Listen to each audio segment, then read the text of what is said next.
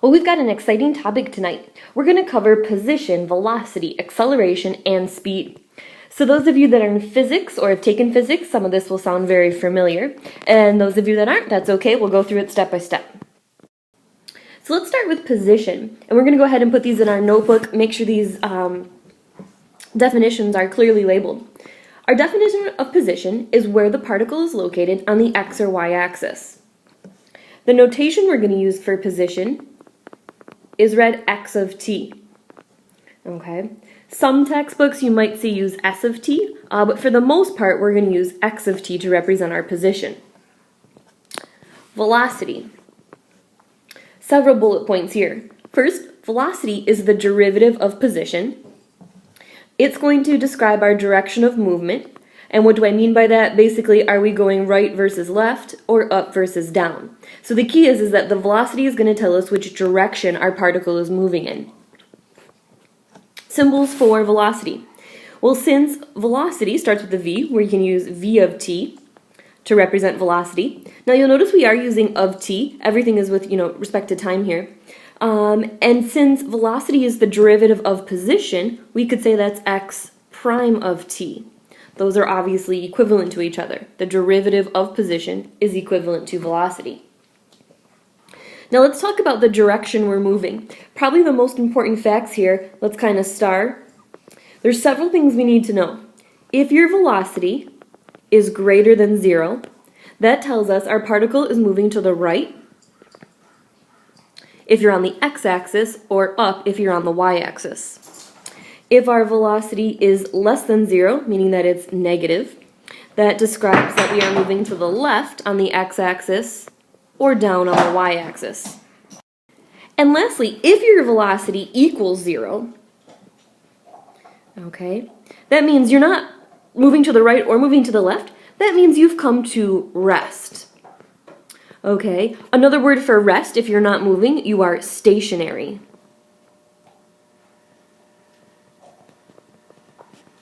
Okay, so the idea is you are resting, you are stationary, basically you are not moving.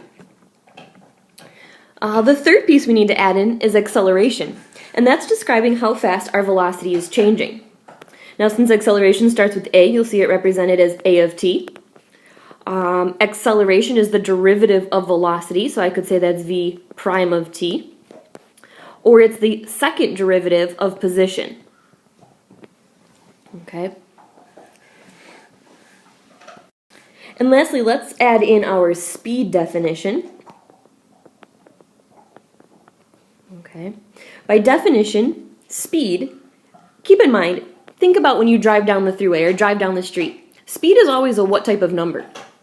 All right, does your speedometer ever show negatives? Speed is always positive, okay? And it's represented by the absolute value of velocity.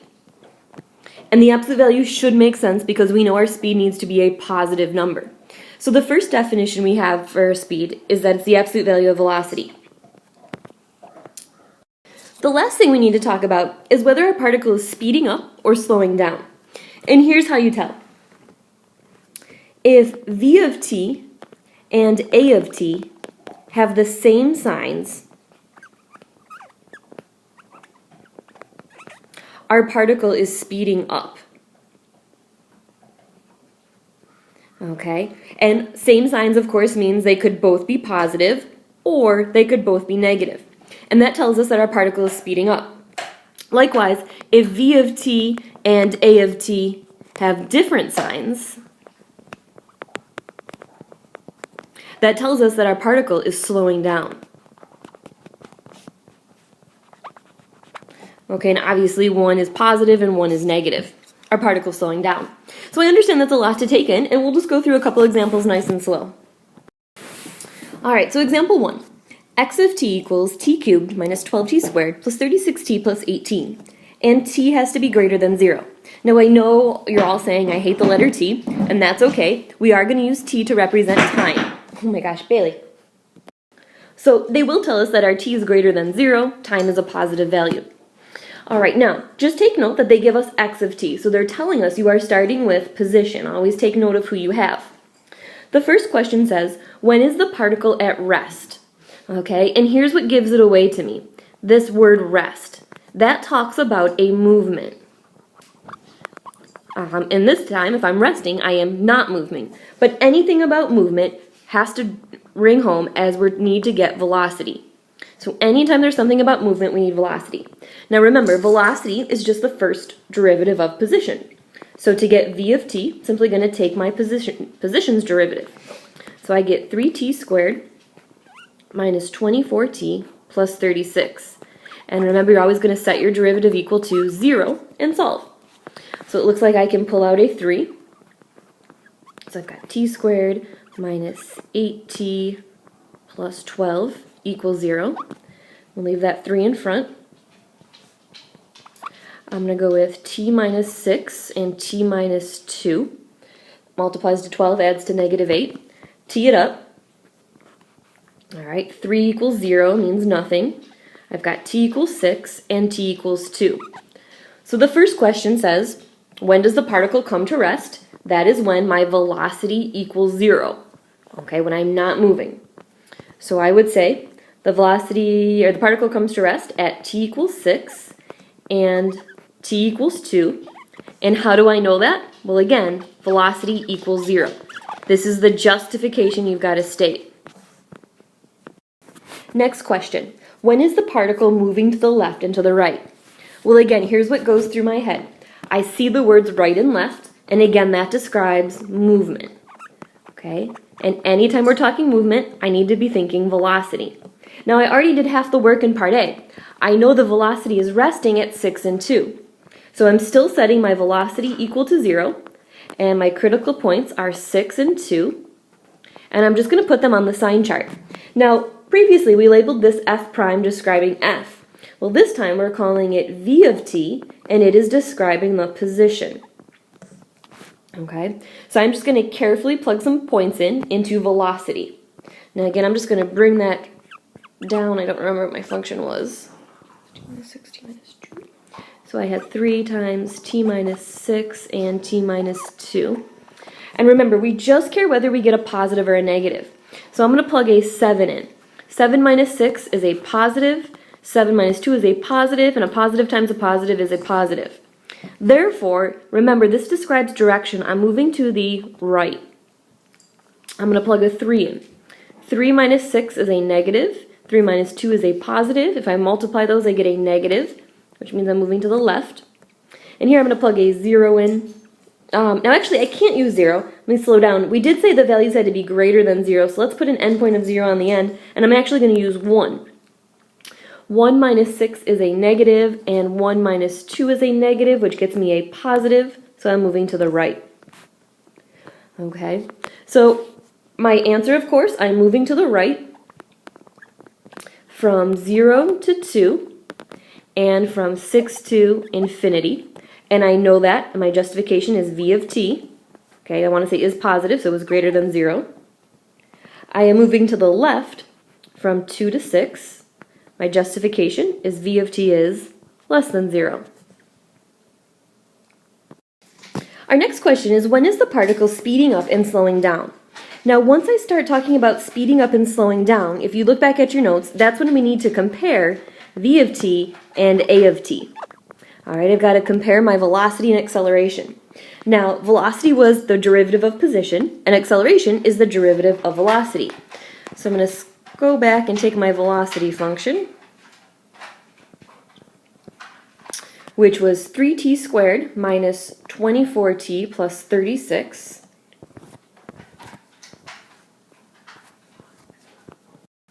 And I now need to get acceleration, so I'm going to take velocity's derivative. So I've got 6t minus 24. Set that equal to 0. I'm going to add my 24, solve, divide by 6. I get t equals 4.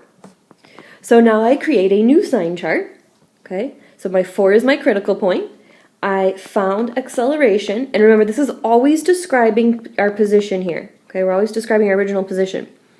And I'm going to plug somebody on both sides. I'm going to plug a 5 in here and a 1 in here. 6 times 5 is 30 minus 24 is a positive. 1 times 6 minus 24 is a negative. Now, Remember, our goal to determine whether we're speeding up is to compare velocity and acceleration.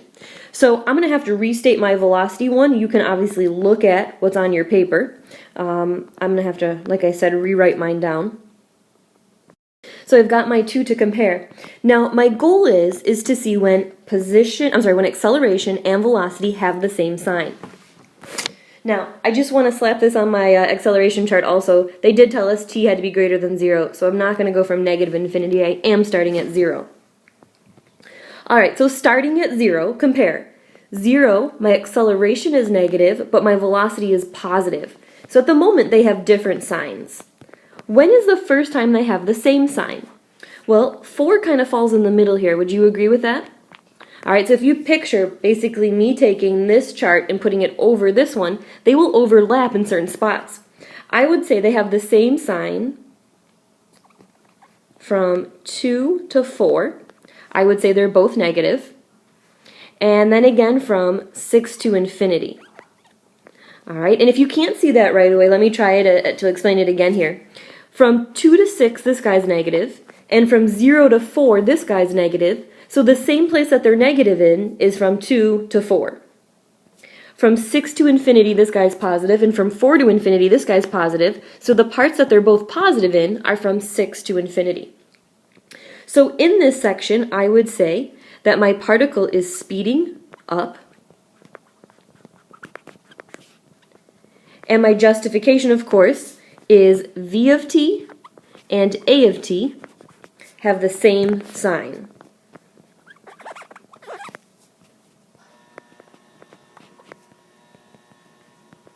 Okay, so I'm speeding up when velocity and acceleration have the same sign. Now let's talk about slowing down. Our particle is slowing down when v of t and a of t have different signs.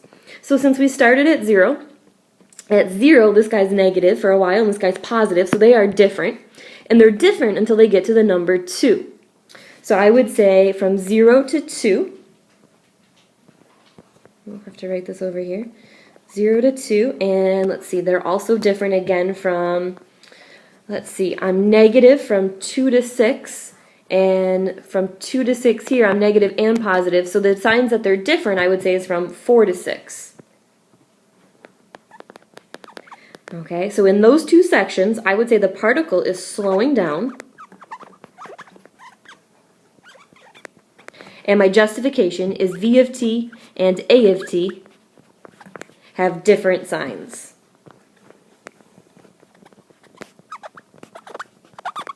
Okay. Now, believe it or not, this is just a few of the questions they're going to ask, and I don't want to go too crazy on it. We'll just stick to these questions tonight, and then we'll step our game up tomorrow night. So let's go through one more example very similar to this one. Alright, so here's our new function, x of t. Notice that is position. Equals t cubed minus 11t squared plus 24t plus 3. First question, when is the particle at rest? Okay, so a rest, again, means movement, or lack of movement, but movement nonetheless. So I need velocity when I think of movement. So let's go ahead and get velocity. I'm going to go with 3t squared minus 22t plus 24. To find when it's resting, that means my velocity is 0. So I'm setting that equal to 0.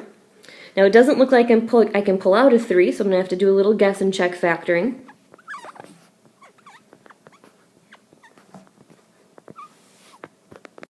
And let's see, I think I can go with 6 and 4 maybe. If I put my, whoops, my pen. If I put my 6 here and my 4 here, to multiply to a positive, they would both have to be negative.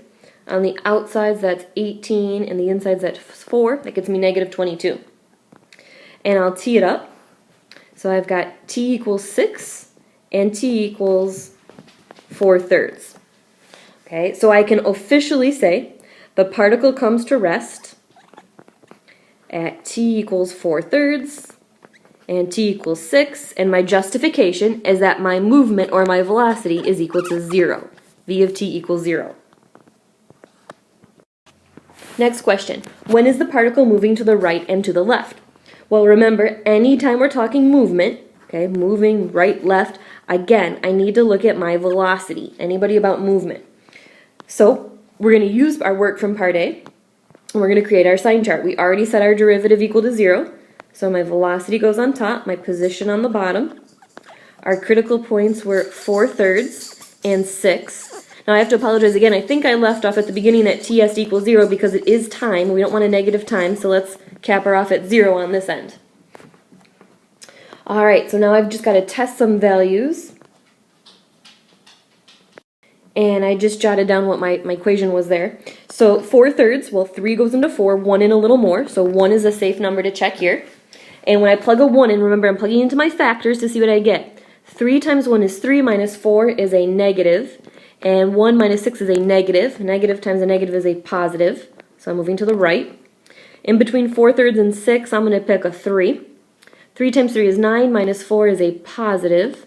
3 minus 6 is a negative, so I'm moving to the left.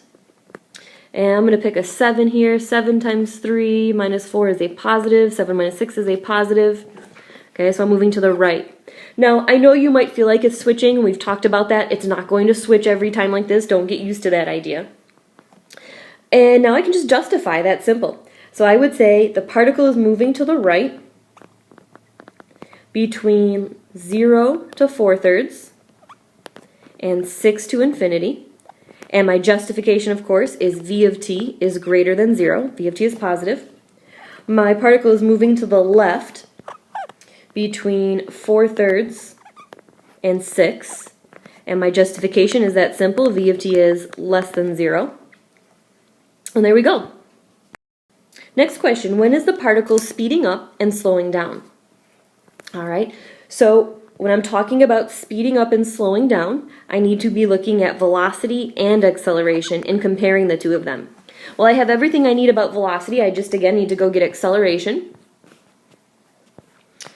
So my velocity was 3t squared minus 22t plus 24. All right, so I'll go get acceleration, and the acceleration is the derivative of velocity. So I've got 6t minus 22. Set that equal to 0. And I get t equals 22 over 6. Okay, we'll make our sign chart. So 22 over 6. Remember, our time isn't negative, so we're going to start it at 0. I have a of t, and I'm always describing my position function. All right, let's see. I can plug in 6 goes into 22 3 times, so 18 and a little more. So keep that. That's a little more than 3. So a 1 is safe to plug in here, and a 4 is safe to plug in here. So 6 times 1 minus 22 is a negative. 4 times 6 minus 22 is a positive. Now, acceleration isn't telling me like a direction, so you notice I'm not putting anything down here. All I'm going to do is compare that sign chart with velocity. So I've rewritten my sign charts next to each other. You don't have to do that. I'm just doing that so I can see them on my screen at the same time. And my goal is to compare when they're the same and when they're different. So I'm going to start with the same, and I'm going to say speeding up. Okay, so I am speeding up. I'm looking to see when they have the same sign. Okay, well, this bears negative from 0 to 22 over 6, and this guy's negative from 4/3 to 6. So the section that overlaps would be from 4/3 to 22 over 6. Okay, they are both negative in that section. And then I would say they're the same. They're both positive in the section from 6 to infinity.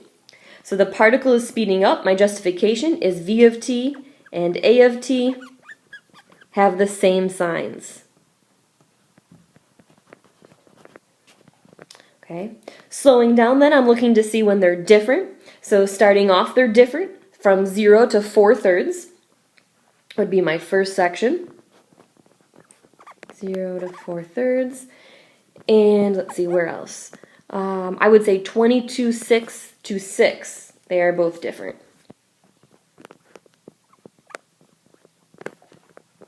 So in that section, I am slowing down. The particle is slowing down. And that justification is just v of t and a of t have different signs.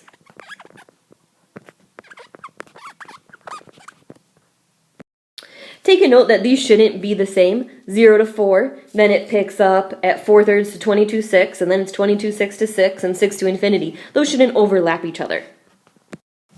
Alright, I've got one more example with just a few parts to it, and this one is, I want you to pause it, do it on your own, and see what you get. So we've got a particle travels along the y-axis. given to this function where t is in seconds, at what time is the particle at rest? So pause it, you've got this one on your own.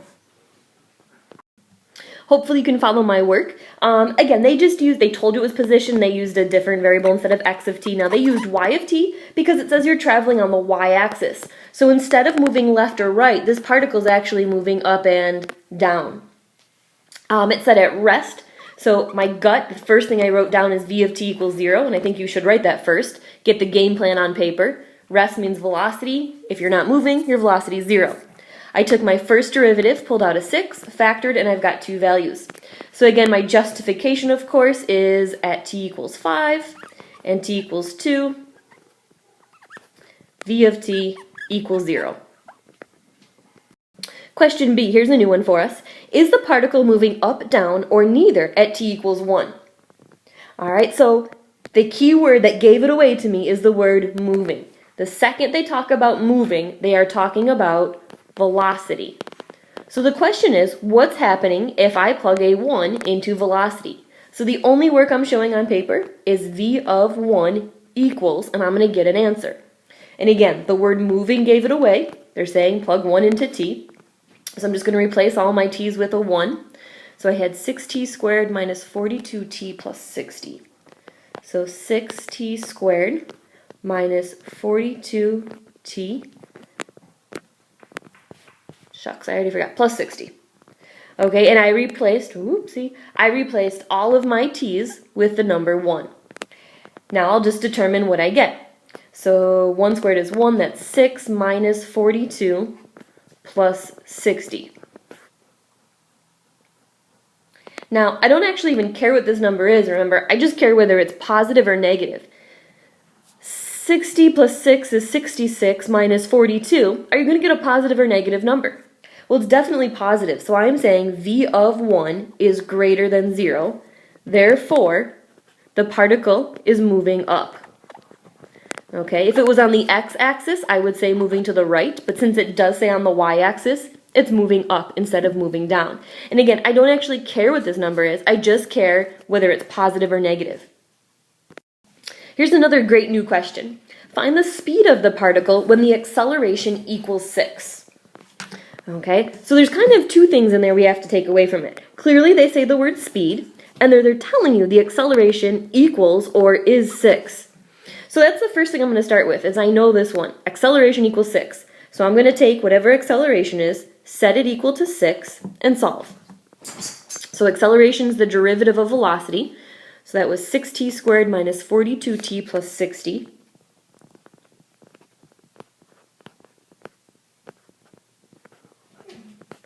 And I'm going to get my acceleration by taking its derivative, and it says this time set it equal to 6.